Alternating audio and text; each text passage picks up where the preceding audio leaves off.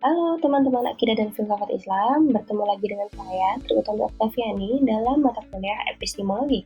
Kali ini kita akan membahas mengenai ontologi pengetahuan atau pengantar sebenarnya apa sih yang dimaksud dengan pengetahuan. Kita mulai membahas dari pengertian pengetahuan, dilanjutkan dengan struktur pengetahuan, lalu bagaimana proses terjadinya pengetahuan hingga kesadaran akan pengetahuan. Kalau di dalam RPS, ini adalah urutan keempat di pertemuan keempat atau di minggu keempat dalam mata kuliah epistemologi.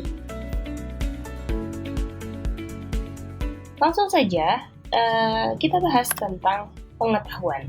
Jadi, apa sih yang dimaksudkan oleh pengetahuan? Pengetahuan ini apa? Pengertiannya itu apa? Pengetahuan.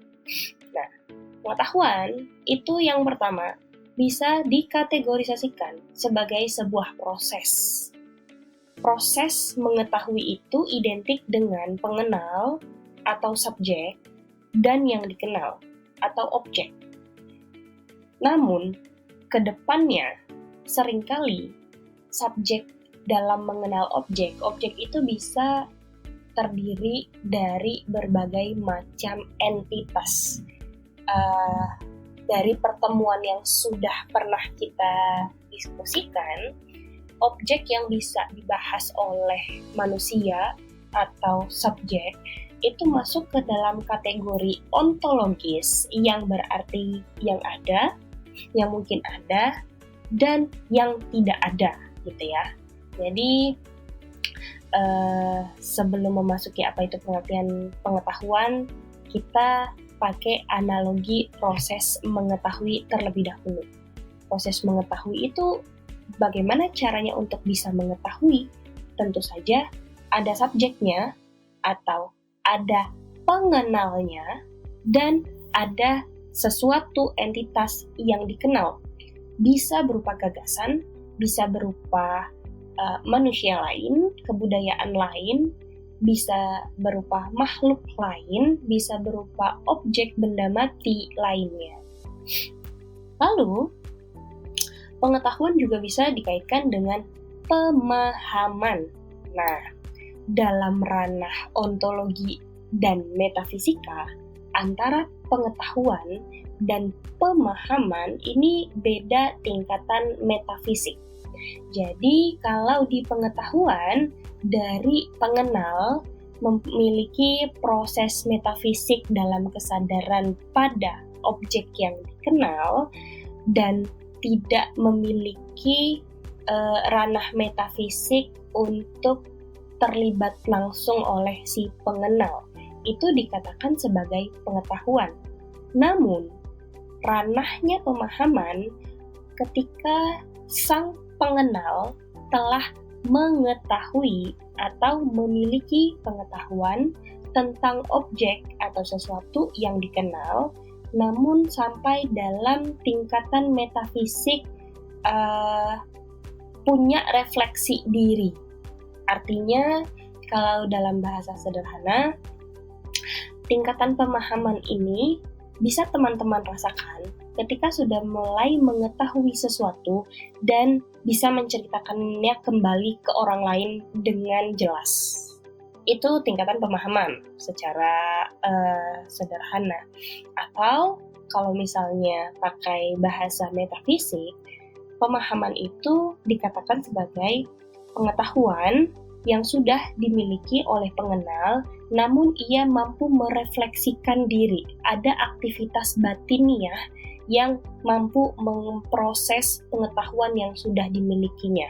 Jadi refleksinya ini sudah tingkatan metafisik, entah itu menceritakan kembali atau sudah mulai menganalisis keunggulan atau kekurangan, atau sudah sampai ke tahapan metafisik, oh ngerti banget nih, nah misalnya gitu. Itu pemahaman. Jadi bedanya dengan pengetahuan, pengetahuan itu sesuatu yang objek di luar si pengenal yang sudah diserap oleh si pengenal, itu ranahnya pengetahuan.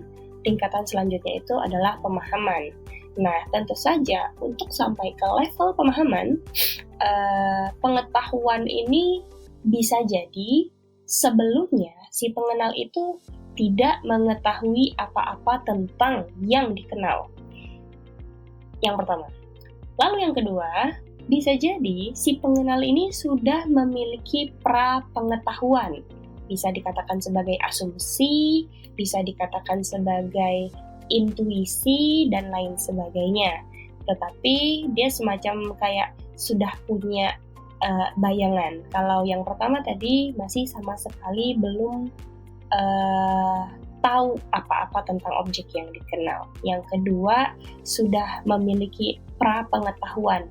Bisa a priori atau bisa asumsi, bisa ingatan gitu ya. Nah, itu masih yang levelnya pengetahuan. Tapi sampai ke yang level pemahaman, dia sudah melewati fase-fase tersebut. Dia sudah mengenal, mengetahui, sampai memiliki refleksi batiniah atau refleksi metafisik dalam kesadarannya memproses pengetahuan. Itu yang dimaksudkan sebagai pemahaman. Lalu yang ketiga, pengertian pengetahuan yang ketiga, yakni adalah proses dari menggapai atau mendapatkan. Ini sama seperti yang barusan saya contohkan sebagai nomor 1. Jadi, pengetahuan itu bisa dianggap sebagai menggapai atau mendapatkan sebuah gagasan, sebuah ide yang sebelumnya tidak dimiliki atau yang sebelumnya tidak diketahui tentang objek yang dikenalnya ini. Jadi ketika teman-teman baru mengetahui sesuatu hal, biasanya akan identik dengan kok ternyata aku baru tahu sih alur perpustakaan seperti ini. Oh, ternyata aku baru tahu dampaknya kalau aku golput ketika pemilu itu seperti ini. Oh, ternyata kalau di dalam filsafat barat ada terdiri dari 4 periodisasi. Nah, itu kan sama halnya dengan proses ketika teman-teman menggapai atau mendapatkan. Tentu saja dalam hal ini adalah sesuatu yang bersifat kognitif atau intelektual, bukan cuan ya, karena ini adalah ranah-ranah pengetahuan epistemik gitu.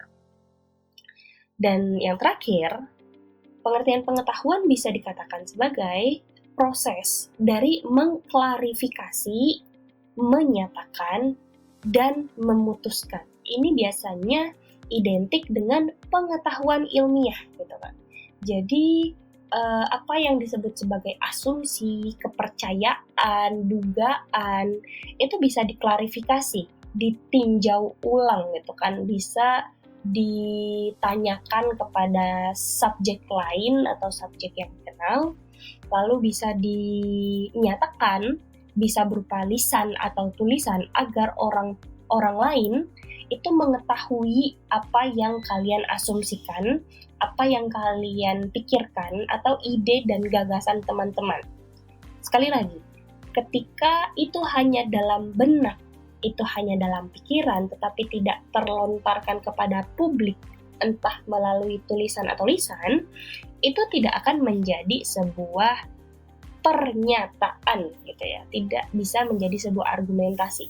Jadi ya sama halnya ketika teman-teman tahu banget, tetapi ketika ujian ditanyain pemahaman atau pengetahuan kalian yang ada di pikiran tidak tertuangkan di dalam tulisan atau tidak terlisankan ketika ujian lisan, itu juga dianggap sebagai orang ini tidak tahu karena tidak dinyatakan. Hingga proses dari memutuskan. Nah, memutuskan ini biasanya sudah berkaitan dengan aspek aksiologi atau nilai, memutuskan benar dan salah, memutuskan apakah ini sesuai atau tidak sesuai, memutuskan apakah ini masuk kategori yang mana gitu. Itu ranah-ranah pengetahuan.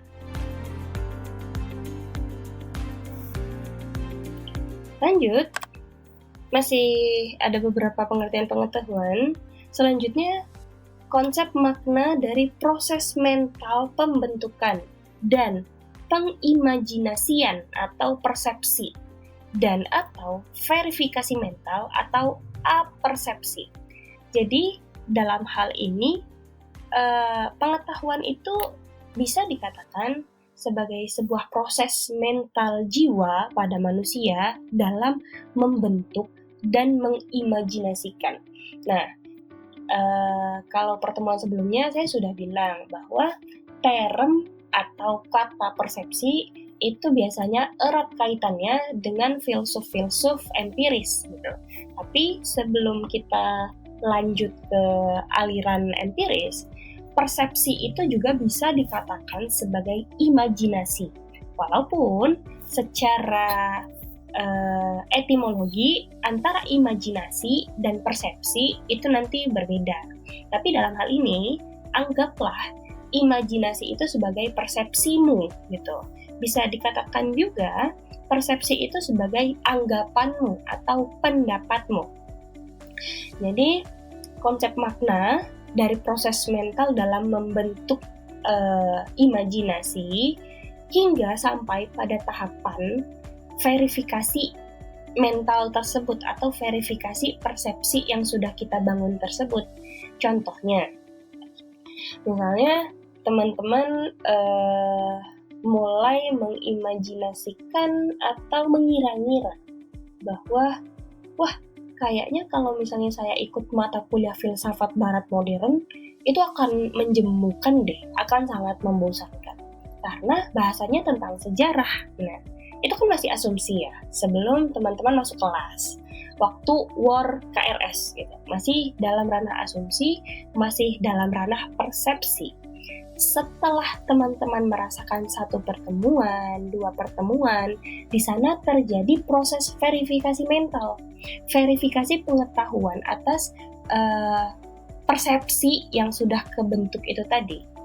Bisa jadi teman-teman yang sebelumnya itu memiliki persepsi bahwa masuk kelas FBMK itu sangat menyeramkan, berubah menjadi menyeramkan banget gitu. Atau kalau enggak, yang sebelumnya punya persepsi menyeramkan, oh ternyata ya so far so good lah, nggak ada yang salah masuk kelas FBMK. Itu adalah proses verifikasi mental. Dan pada pengertian yang ini, setiap manusia itu mengalami proses yang tidak akan pernah selesai dalam hidupnya. Jadi apakah seorang ayah atau seorang ibu itu benar-benar sudah hatam, sudah sarjana ayah, sarjana ibu dalam mendidik anak, gitu kan? Kan tidak. Bahkan mungkin sampai beliau-beliau itu meninggal, itu adalah proses verifikasi mental kalau dalam kehidupan sehari-hari. Sama seperti politikus, sama seperti ekonomi, bahkan sama seperti filsafat. Kalau tadi yang saya contohkan itu adalah contoh-contoh ilmu praktis, ilmu filsafat itu teoritis, apakah verifikasi mental dalam diri manusia telah mendalami sebuah ilmu tertentu itu berhenti ketika mereka mendapatkan gelar? Itu kan tidak. Jadi begitu. Itu juga masuk dalam pengertian pengetahuan. Selanjutnya, pengetahuan adalah kepercayaan. Nah, ini kembali lagi ke kuis minggu pertama ya, apa bedanya kepercayaan dan pengetahuan gitu.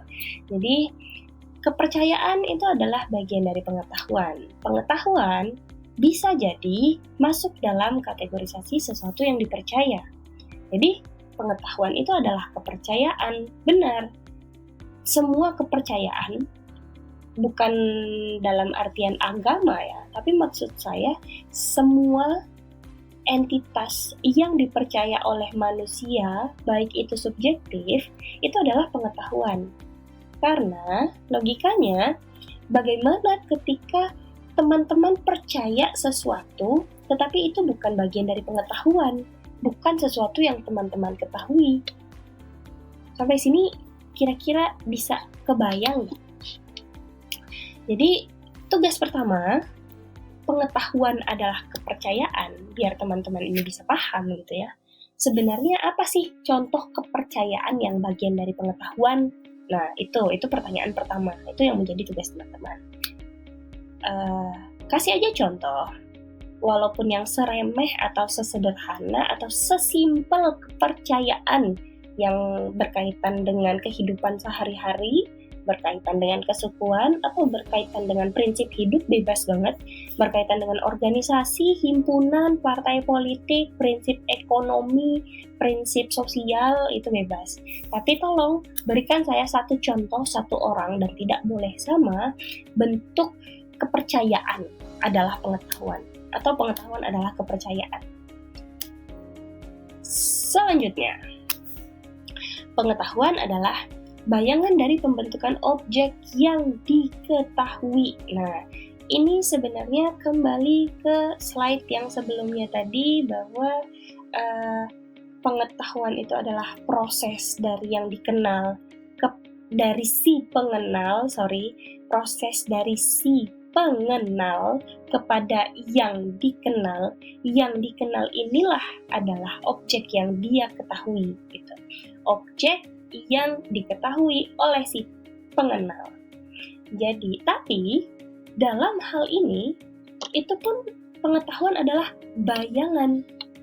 Nah, ini yang paling gampang untuk saya contohkan itu adalah konsepsi mengenai Tuhan, gitu kan. Bagaimanapun kita mencoba untuk mengenal Tuhan, itu adalah bayangan dari bentukan objek, bukan objek itu sendiri, gitu. Oke, kalau itu terlalu mengkhawatirkan, sama seperti bagaimanapun ketika kita memahami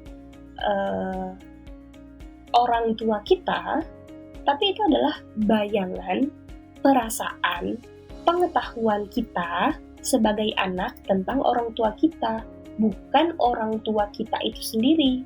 Bisa jadi orang tua kita itu punya definisi atas dirinya sendiri, gitu, sebagai objek yang diketahui. Bagaimanapun, pengetahuan itu adalah cerminan. Jadi hanya sampai ke level pendekatan yang paling maksimal, gitu. Bahkan dalam ranah scientifically pun itu pendekatan yang paling maksimal ketika kita mencoba untuk mengetahui segalanya, gitu ya. Itu adalah bayangan. Selanjutnya, pengetahuan adalah kenyataan sebagai negasi atas ketidaktahuan. Ini adalah prinsip logika mendefinisikan sesuatu dengan negasinya, gitu ya. Jadi pengetahuan itu negasi dari ketidaktahuan. Ketika saya tahu, berarti saya tidak mungkin tidak tahu. Nah, gitu.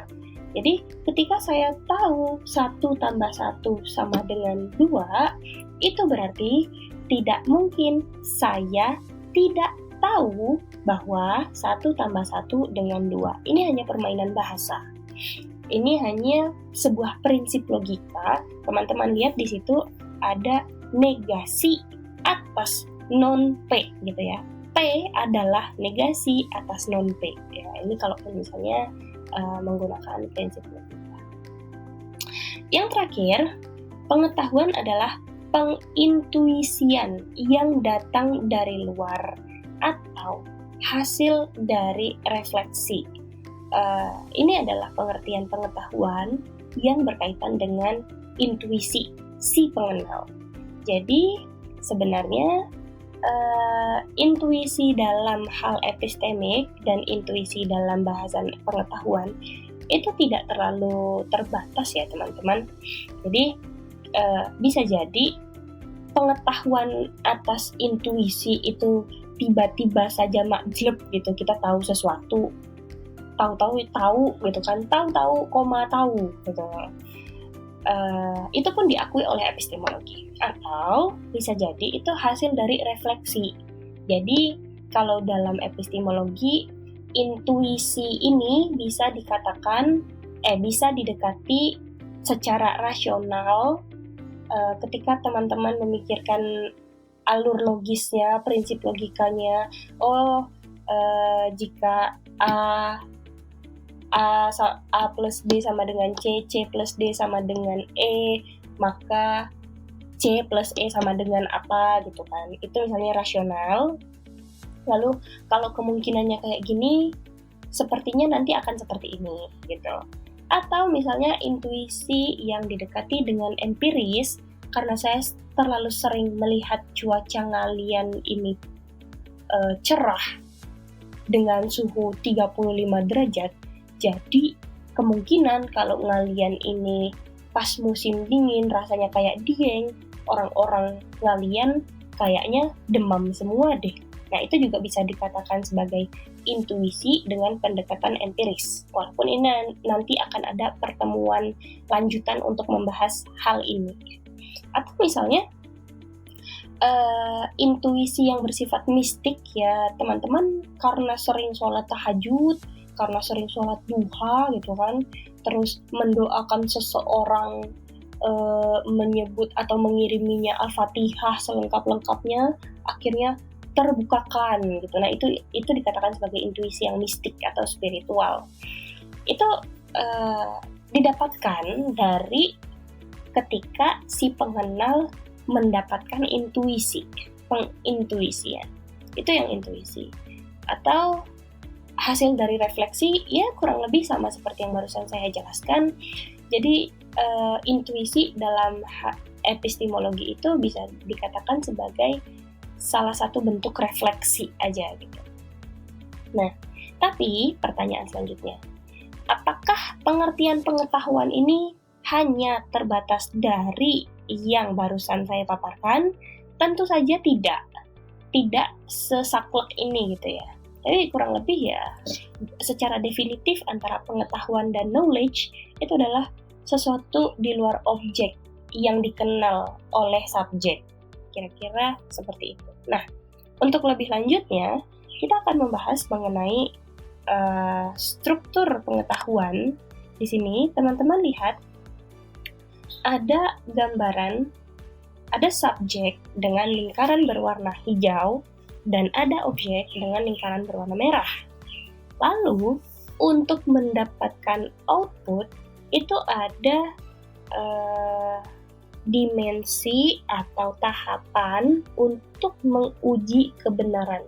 Sehingga, output yang dihasilkan dalam mengenal objek oleh si subjek itu bisa dipertanggungjawabkan.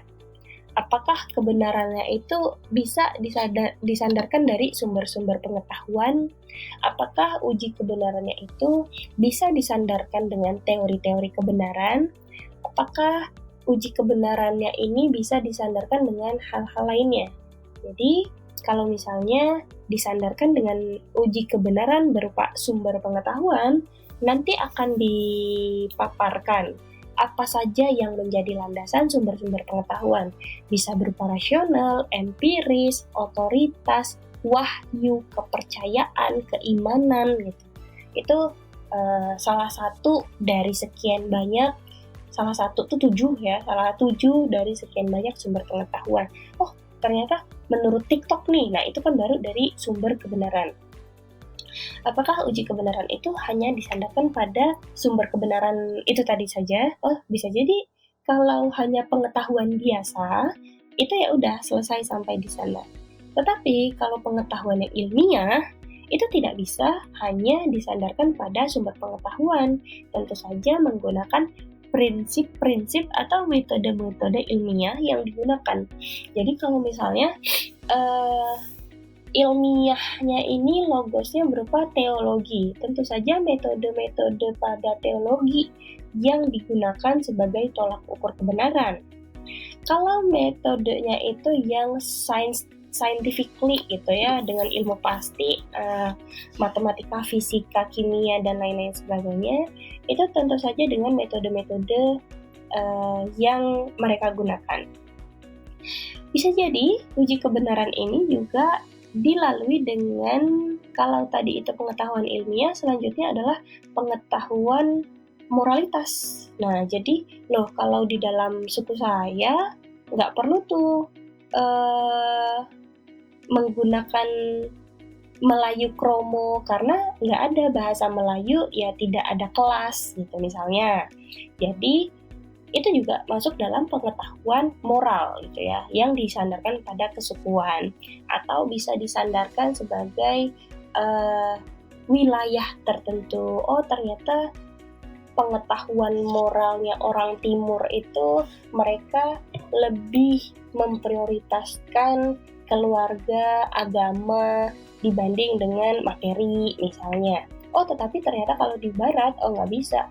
Keluarga pun ya udah di atas 18 tahun, saya berhak untuk hidup sendiri, saya berhak ngekos, saya berhak menentukan pilihan saya sendiri. Saya akan keluar dari rumah, meninggalkan orang rumah, dan mulai kuliah atau mulai bekerja untuk menghidupi diri saya sendiri. Nah, itu kan semacam kayak salah satu bentuk pengetahuan moral yang tidak secara langsung berkaitan dengan susila atau asusila, tetapi itu disandarkan pada kesukuan atau wilayah tertentu dari si pengenal. Tapi bentuk struktur pengetahuan ini yang sering teman-teman dengar simple, sederhana, dan gitu aja. Iya benar gitu aja. Tapi untuk sampai ke level sana, ini butuh pemahaman yang lebih lanjut. Oke. Kita lanjut dulu. Kalau misalnya nanti teman-teman ada pertanyaan, boleh tuliskan di kolom komentar atau di Google Classroom tempat saya share link YouTube ini. Sorry ya, suara saya agak bindeng. Ini sebenarnya keadaan saya sedang flu, guys. Oke, kita lanjut. Ini terakhir dari video ini aja. Nanti videonya memang akan saya potong-potong biar teman-teman tidak terlalu ngantuk. Atau misalnya udah ada di antara teman-teman yang ketiduran, ya ini sekarang saatnya bangun ya. Oke. Yang penjelasan selanjutnya mengenai struktur pengetahuan atau bentuk bangunan. Jadi bukan anak isai aja yang membahas tentang struktur, anak AFI juga bahas struktur. Pengetahuan itu tidak hanya sebagai sebuah produk, tetapi juga proses. Jadi teman-teman di AFI di sini kuliah dengan kesadaran penuh masuk AFI itu bukan hanya sebatas untuk mendapatkan ijazah bergelar SAG, tetapi mengalami prosesnya, entah itu sambil sebagai anggota organisasi atau sebagai part-time di toko atau kerjaan mana atau live streamer apa, atau hanya sebatas mahasiswa yang kuliah tugas gitu ya. Tapi ada proses dalam menggapai pengetahuan di sana. Dan pengetahuan itu tidak hanya formal ketika ada di kelas. Pengetahuan kalau tidak kuliah di UIN, tidak mondok di Ma'had, tidak ngekos di sekitaran UIN, saya tidak tahu bahwa ngalian kalau musim panas sebegitu panasnya. Oh, kalau tidak kuliah di UIN, atau kalau tidak kuliah di Semarang, saya tidak tahu bahwa Simpang 5 itu kalaupun malam minggu ya macet sih, tapi tidak semacet di alun-alun kidul Yogyakarta, misalnya gitu. Itu adalah proses pengetahuan. Proses di sini juga sangat luas. Bisa jadi proses ini yang nanti akan mengarahkan teman-teman sampai ke epistemologi sosial. Oh, kalau misalnya nggak kuliah di UIN, saya nggak tahu kalau lulusan Usuluddin itu harus hafal juz amma, misalnya itu adalah proses. Kalau nggak kuliah di UIN, saya mungkin ya nggak tahu 10 hadis menjelang lulus gitu. Jadi pengetahuan itu tidak hanya sebuah produk dan apapun itulah. Sama seperti ketika saintis menghasilkan sebuah teori baru, itu bukan ranah teorinya yang menjadi sebuah produk, melainkan prosesnya dengan disiplinnya, tekunnya, sabarnya dalam melakukan penelitian gitu kan. Begitu juga dengan teman-teman berproses dalam menggapai pengetahuan yang ada dimanapun, tidak hanya di jurusan ini gitu ya. Begitu juga kemarin-kemarin ketika teman-teman sekolah atau mondok atau di rumah hanya sekedar membantu ibu di dapur, oh ternyata antara lengkuas, jahe, kunyit itu beda. Atau ada teman-temannya yang lain sedang membantu ayahnya, oh ternyata antara tang, obeng, baut itu punya tempatnya masing-masing. Oh ini toh obeng. Nah itu kan itu kan tidak hanya produk bahwa saya tahu, tetapi adalah proses gitu, proses metafisik, mentality sebenarnya. Selanjutnya, subjek mengetahui itu subjek memiliki kesadaran. Nah, di sini titik tekannya. Subjek itu sebagai yang berkesadaran atau si pengenal. Subjek mengetahui isi dari objek yang diketahui, tapi objek yang diketahui ini bisa juga memiliki kesadaran yang lain, atau objek yang diketahui ini adalah manusia lain atau kelompok lain, suku lain, kelompok agama lain, dan lain sebagainya gitu. Jadi tentu saja bentuk atau struktur pengetahuan itu, saya si pengenal itu sebagai subjek mengetahui objek yang di luar pengenal, tapi dengan rasa atau dengan penilaian yang subjektif atau berdasarkan point of view gitu. Itu nanti mengarahkan kepada pengetahuan yang disandarkan pada sifat subjektif. Kalau misalnya pengetahuan yang disandarkan pada sifat objektif, tentu saja isi objek itu dilakukan penilaian oleh subjek berdasarkan kriteria-kriteria yang melekat pada objek. Nah, ini juga nanti menjadi pembahasan tersendiri. Yang selanjutnya itu adalah berbagai macam proses pengetahuan, baik material atau immaterial, menghasilkan macam-macam aliran. Jadi bisa dikatakan sebagai nominalis, konseptualis, dan realisme kritis gitu. Itu nanti menjadi tugas yang kedua. Tadi ada tugas pertama, silahkan di flashback, berarti backward gitu ya, bukan forward, di backward. Apa tugas pertama tadi? Tugas yang kedua ini adalah silahkan teman-teman dengan masing-masing kelompoknya itu mengerjakan mengenai nominalis, konseptualis, dan realisme kritis. Pembagiannya, kelompok 1, 2, 3 itu nominalis, 4, 5, 6 itu konseptualis, 7, 8, 9, 10 itu adalah realisme kritis. Jadi teman-teman silakan mengeksplor, membaca pengertian-pengertian, dibuat satu slide. Kali ini satu slide aja, jangan 3 slide, mengenai tentang masing-masing aliran yang sudah saya sebutkan barusan pembagiannya. Itu untuk next, walaupun nanti akan saya jelaskan sekilas aja lah. Jadi nanti tugasnya teman-teman masing-masing kelompok itu adalah menjelaskan sejelas-jelasnya apa itu nominalis, bagaimana bentuk pengetahuan itu disandarkan oleh aliran nominalis, tokohnya siapa aja, begitu juga dengan konseptualis dan realisme kritis. Gitu. Oke, sebelum saya tutup, saya lanjutkan dulu. Jadi tugasnya ada 2 ya. Yang terakhir ini, struktur pengetahuan, subjektivisme, itu peran subjek sangat menentukan dalam persatuan subjek dan objek. Jadi di sini aktivitas metafisik ini adalah penyatuan antara subjek dan objek. Jadi ini yang nanti akan mengantarkan teman-teman di antara ketiga aliran yang tadi saya sebutkan. Apakah di antara nominalis, konseptualis, realisme kritis itu bersifat subjektif semua, atau ternyata di antara 3 aliran itu ada yang bersifat objektif? Jadi saya ulangi lagi, subjektif itu berarti pengetahuan disandarkan pada si pengenal. Jadi dia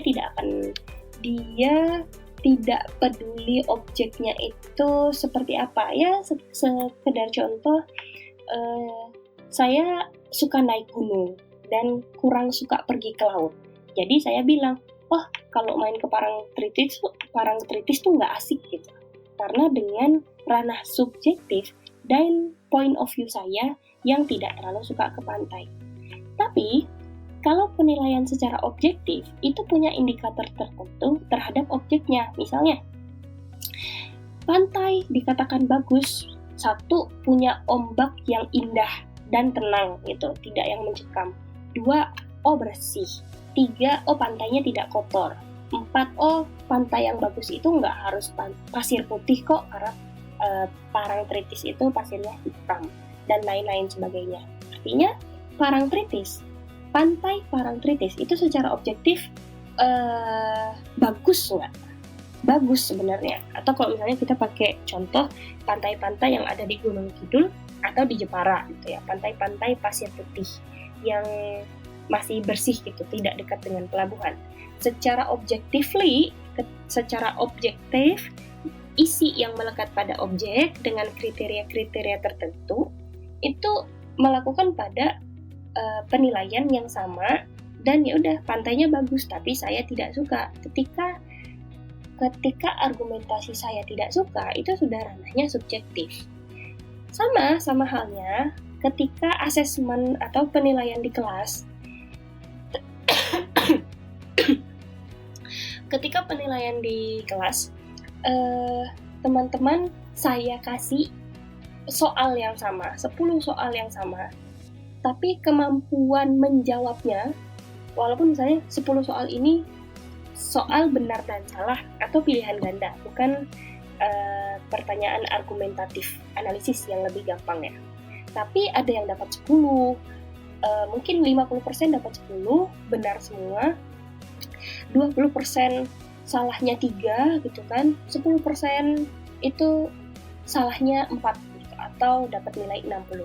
Nah, itu kan pendekatan yang sebenarnya penilaiannya objektif, karena di asesmen dengan penilaian yang sama, memiliki tolak ukur yang sama, dengan bobot material soal yang sama. Tapi kenapa ada yang bisa menjawab, ada yang tidak bisa menjawab?